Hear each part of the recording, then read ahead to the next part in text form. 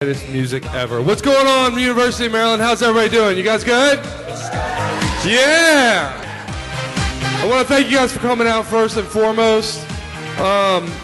We really appreciate the support.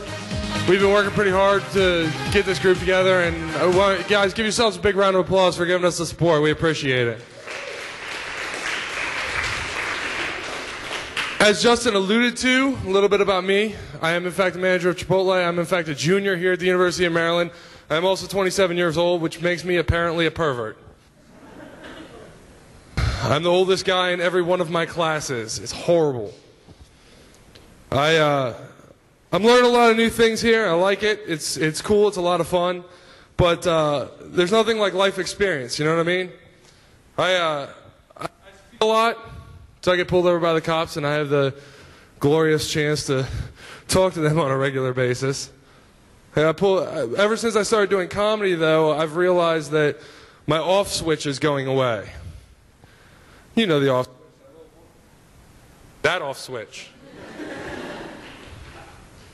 But you know the off switch, that little voice in the back of your head that says, "Hey, don't say that." I got pulled over by the cops the other day. He got out of the car, walked over to the window and said, "You know why I pulled you over?" And I looked him right in the face and I said, "I don't know, but I'll take you're an asshole for 1,000, which is the wrong answer. By the way, Baltimore City has very lovely holding cells. Do you know why I pulled you over?" Nice try, but I'm not going to incriminate myself some shit that you don't know about yet. You tell me. But it blows my mind, though, because they ask you every time, right? Do you know why I pulled you over? What that implies to me is that somewhere, sometime, that works. They'll pull somebody over, walk up to the window asking that question, and this motherfucker starts a story. Like, well, officer, it was probably those two pedestrians I hit like a mile and a half back. They were feisty as shit and hold on to the hood, screaming, "Help, help, stop the car," like that's ever worked. Jesus, I had to pull a U-turn in that elementary school parking lot at like 70 miles an hour just to fling them clear of the car. Which is not easy when you got like 2 dead hookers and 7 kilos of coke in the trunk. You know what I mean? Ooh, the police. I like to think about games a lot.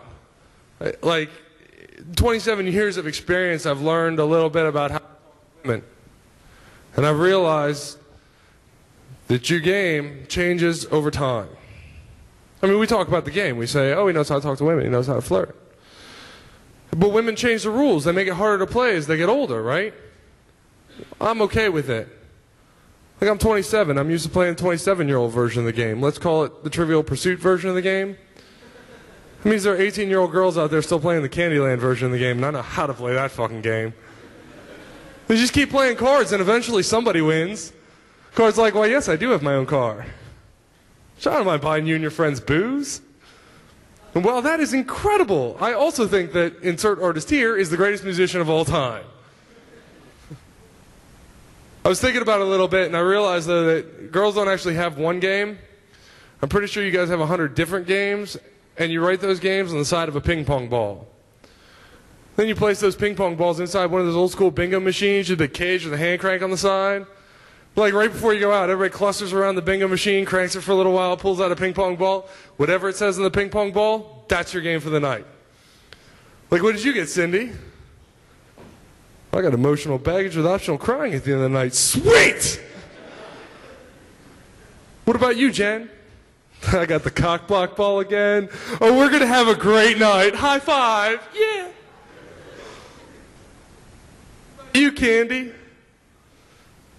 I got slut again. Fuck! I always get that fucking ball. While we're talking about it, by the way, girls, why is it whenever you go out in a group of 3 or more of you, one of you is always a slut? Got it. I'll bet you can picture in your head who it is. Don't say it out loud. She might be here. I'm just saying, picture in your head. And if you're sitting there thinking to yourself, there's nobody like that in our group. We're all good girls. Then it's you. I realized, like, what I really needed to find in a relationship is a crazy girl. Not like normal crazy. I'm talking about like the kind of crazy where a restraining order is going to become a real possibility. Because they're always one step ahead of you. You're thinking, you're at the bar talking to her, thinking to yourself, oh, I bet I can take her home. Meanwhile, she's already got the camera crew, all her friends, a couple of shackles, and some whips back at her place just waiting for your dumb ass.